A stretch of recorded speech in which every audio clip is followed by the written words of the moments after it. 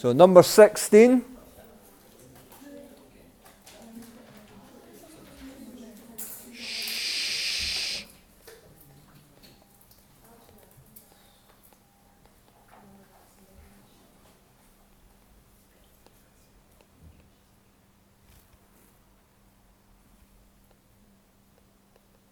So the whole electromagnetic spectrum can be used to study astronomical objects. And give some specific examples.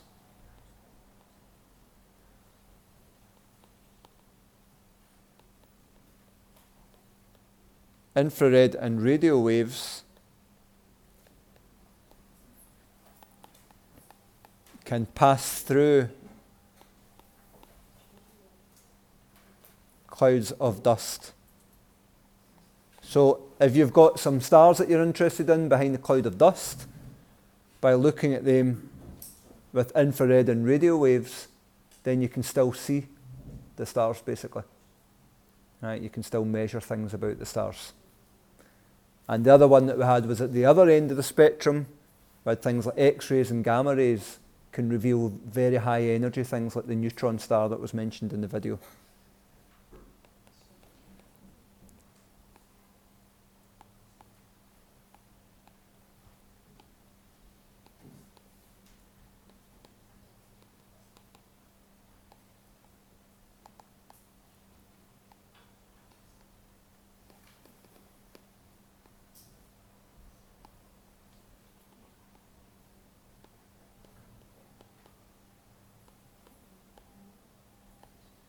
So the example they gave there was a neutron star, which is a kind of remnant left after a supernova.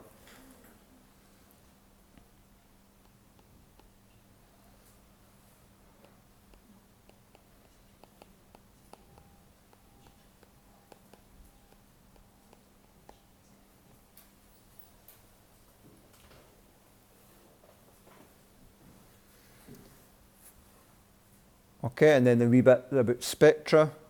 Right, spectra is a plural of spectrum. A continuous spectrum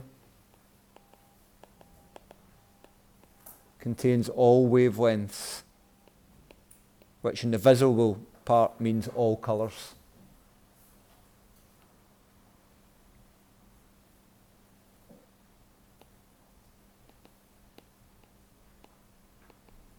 E.g. a rainbow of sunlight.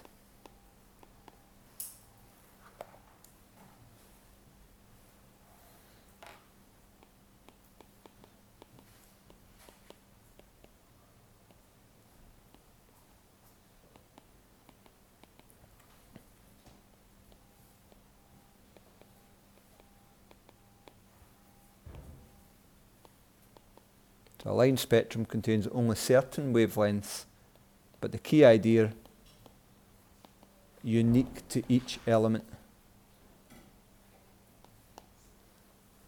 So like a barcode for elements.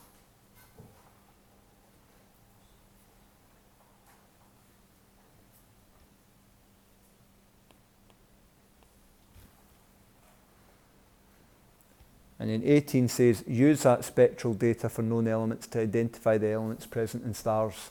So basically, we'll just do that by doing some examples. So I'll just write C examples.